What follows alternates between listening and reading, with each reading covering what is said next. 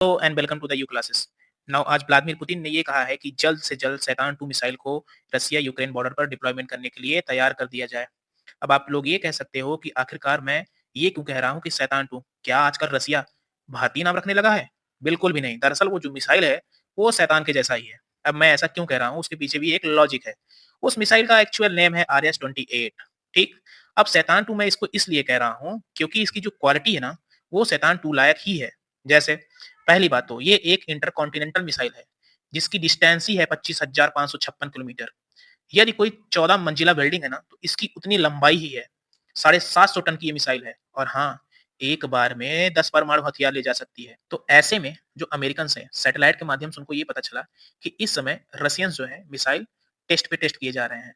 तो उन्होंने ये कहा है कि बहुत जल्द इसकी डिप्लॉयमेंट यूक्रेन और रसिया बॉर्डर पर होने वाली है। दरअसल ऐसा हुआ क्यों? इसके पीछे भी एक बड़ा लॉजिक है। आपको पता ही होगा कि पिछले जो सप्ताह था, उस सप्ताह में यूक्रेन ने रसिया के निप्रो शहर पर एक इंटरकॉन्टिनेंटल मिसाइल से हमला किया। अब रसियन ये कह रहे हैं कि ये बताओ कि भैया यूक्रेन के पास कहाँ से ऐसी मिसाइल आ गई? तो ज़ाहिर-सी बात है इसका सपोर्ट कौन किया होगा? Americans, Joe Biden. इसका ये भी हम समझ सकते हैं कि जो बाइडेन महाराज हैं, वो जनवरी में जाने वाले हैं और उनकी पार्टी ये तो शुरू से कहती आ रही है कि हम यूक्रेन को ये प्रोवाइड करेंगे, वो प्रोवाइड कर देंगे, इतना पैसा देंगे, क्योंकि वो चाहते हैं कि ये युद्ध लंबा खिंचे।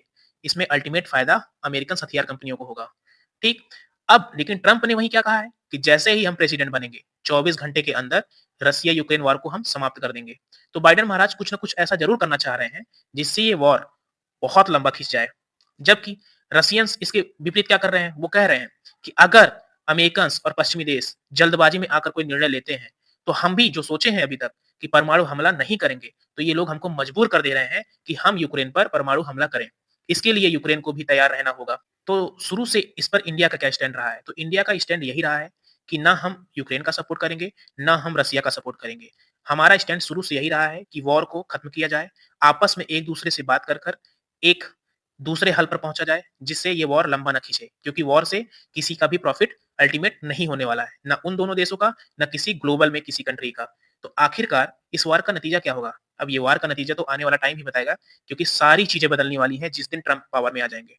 ट्रंप के पावर में आते ही आप लोग देखोगे कि हर एक कंट्री पे एक नए टाइप का माहौल क्रिएट किया जाएगा। आखिरकार उस पर क्या इम्पैक्ट पड़ेगा? इंडिया पे अलग इम्पैक्ट पड़ेगा, रसिया पे अलग इम्पैक्ट पड़ेगा, चाइना पे अलग इम्पैक्ट पड़ेगा। इसीलिए ये सब जो फैसले रसिया और यूक्रेन युद्ध पर बाइडेन ले रहे हैं, इसलिए ले रहे हैं क्योंकि उनको पता है कि हम तो अब जाने वाले हैं और जो आने वाला है वो ये सब खत्म कराने वाला है।